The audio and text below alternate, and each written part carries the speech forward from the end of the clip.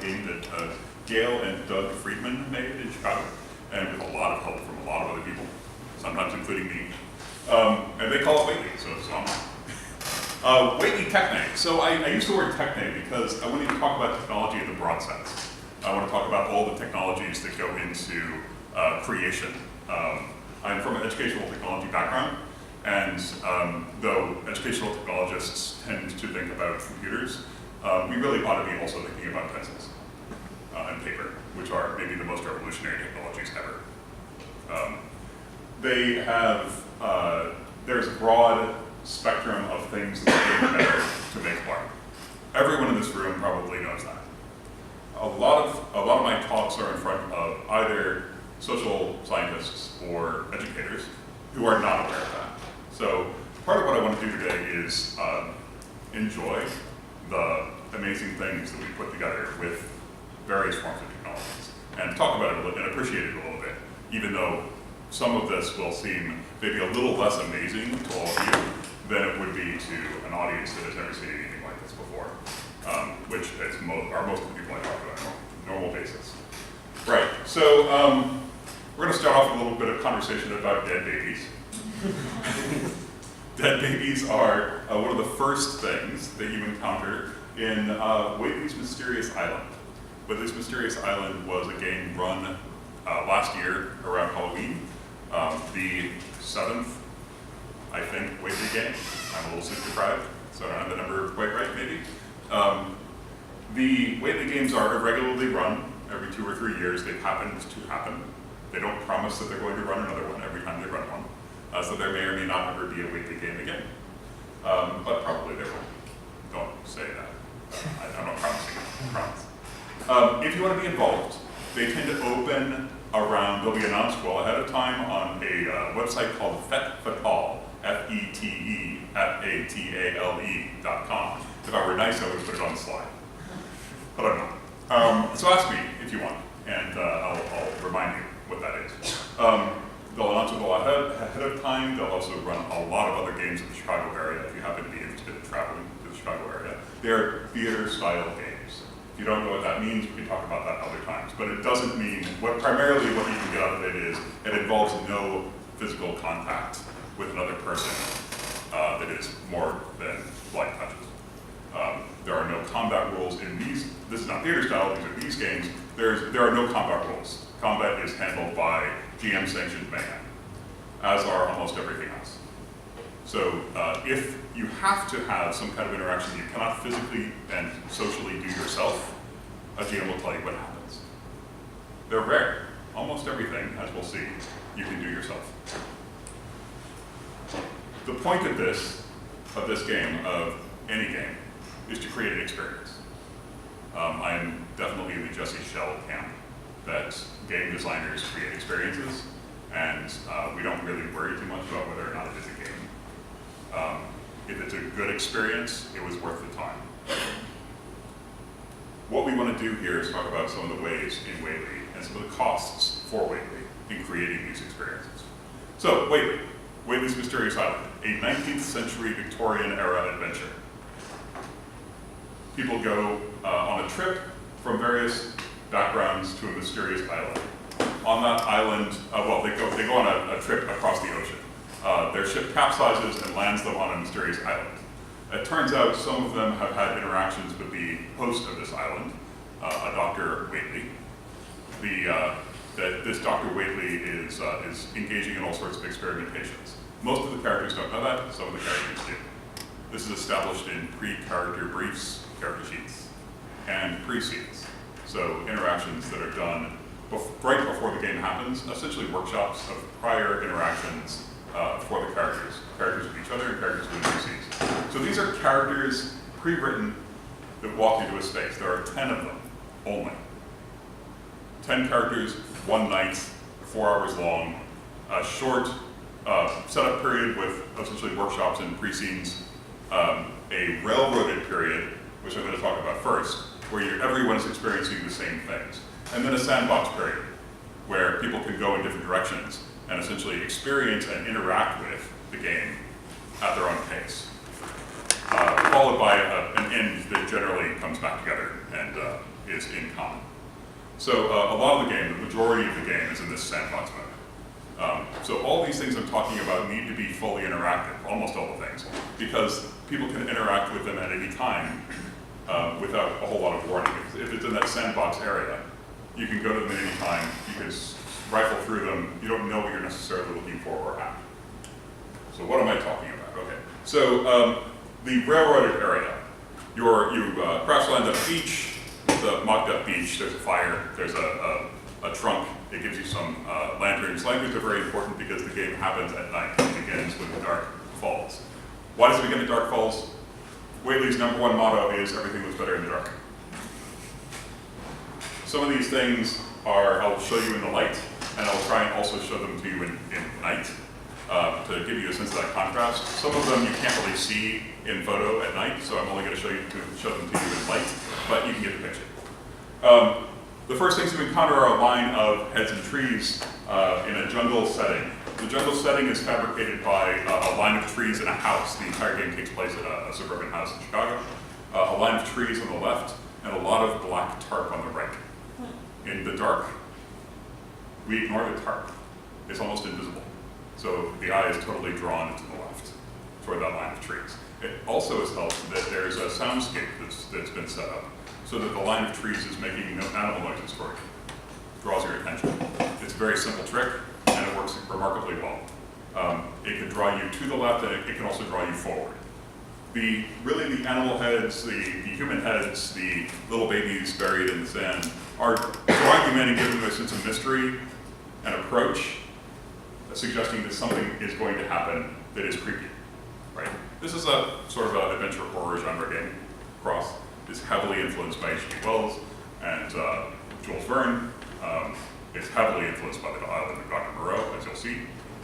So this idea of barbaric uncertainty and natural, preternatural forces is very important. You turn a corner in that blacked out tarp, and suddenly your eyes are drawn from the jungle to the right by sound, but also by fire. The tarp is totally blocked out this image until you get very close to it. So you come out of the jungle suddenly into a temple. Again, this is a trick of the eye, a trick of focus that can be fairly effective. The temple facade is 25 feet tall. It's entirely created by, it's entirely created out of surfacing on common materials you can buy at Home Depot.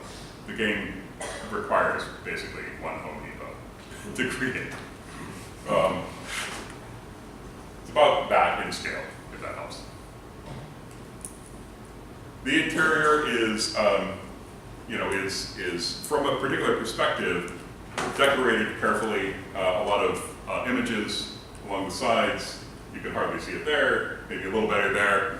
A depiction of planets in a sort of pseudo-Egyptian style that has all sorts of barbaric or something markings on it, bloody markings all across it. Again, this is leading you up. This is the railroaded part leading you up to an experience. Leaving the temple,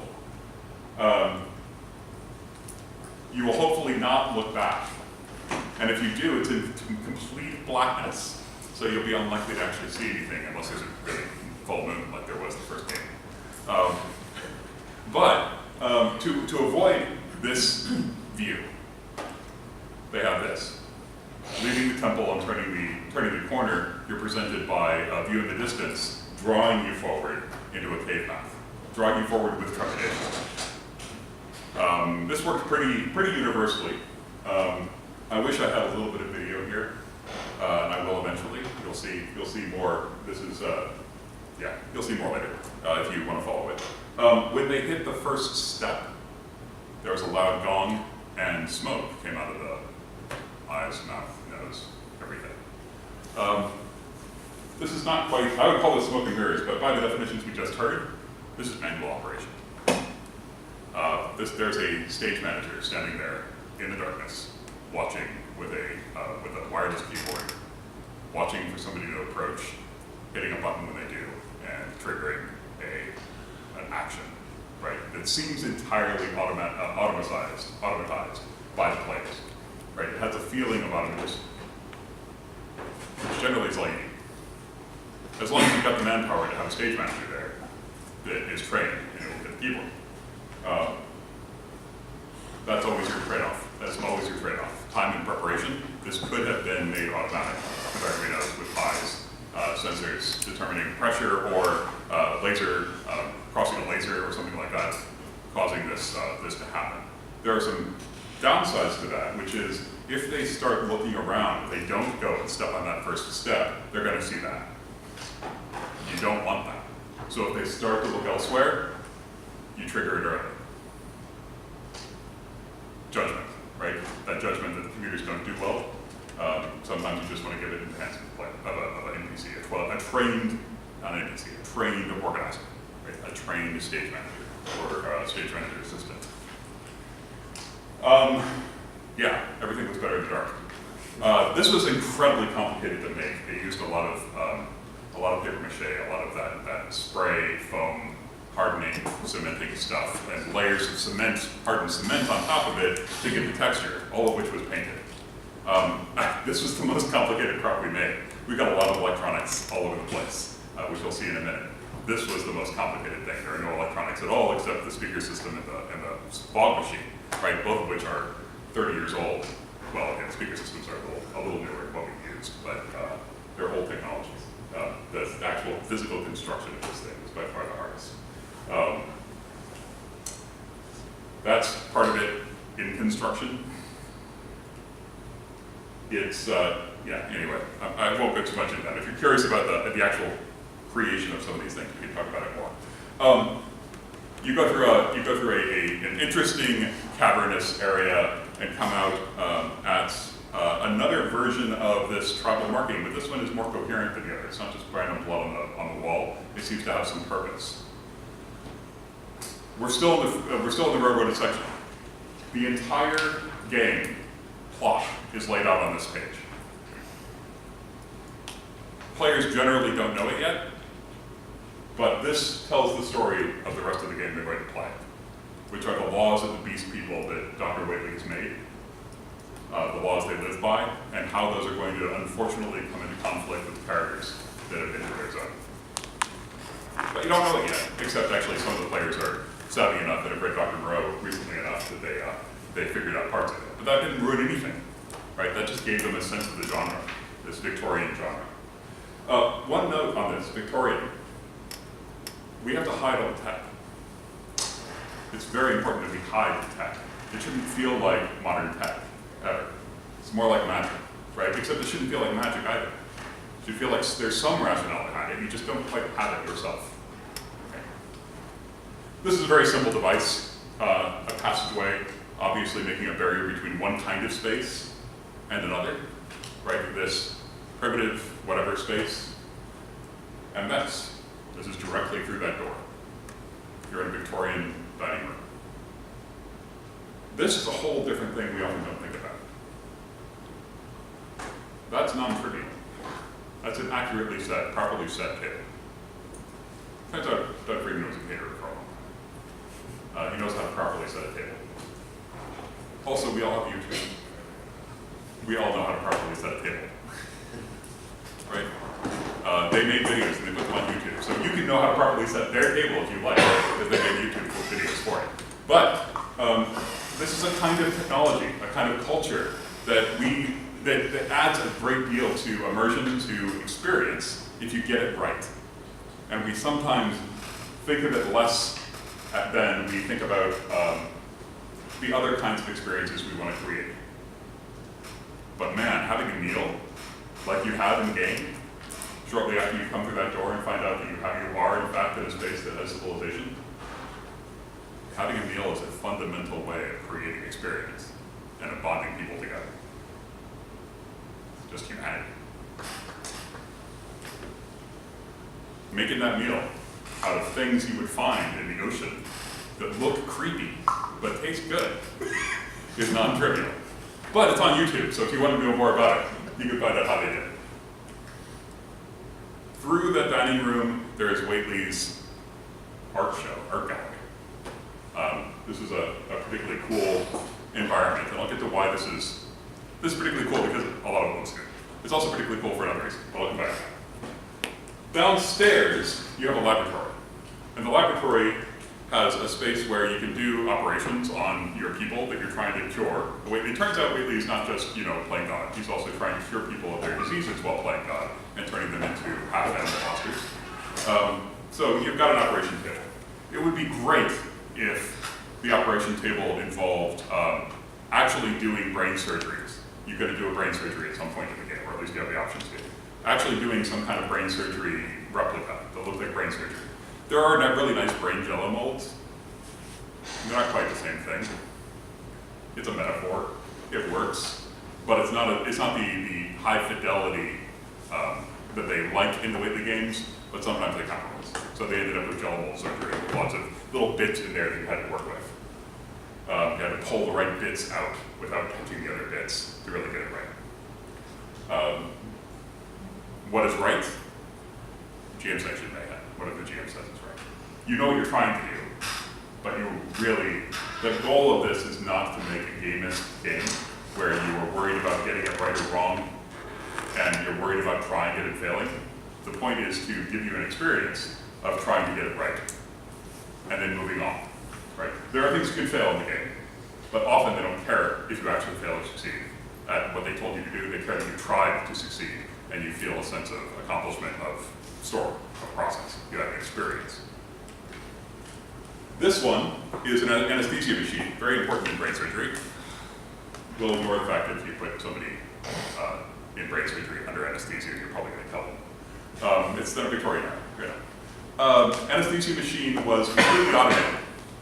This one, you set it up. You have to set the levels of these things. You find out by reading a book that tells you exactly how to operate the anesthesia machine entirely within the diathesis. The anesthesia machine, you start, once it's started, which a stage manager assistant does, just so we're not running the darn thing all night, you can operate it, you can try, you can fail, you can move on until you get it right. And when you get it right, you can put the person under and do the operation. Some people could never get it right, so we cheated. But that's a whole different problem. The space, the physical space, construction involves lots of technologies.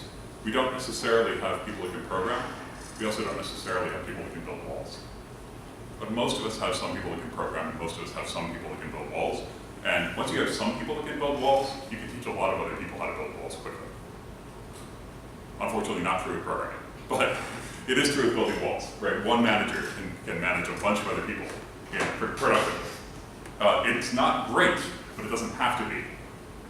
Don't make your stuff, if you can avoid it, don't make your stuff load-bearing. And if you do make it load-bearing, over-engineer it. So even if your team screws it up, it's still going to be fine.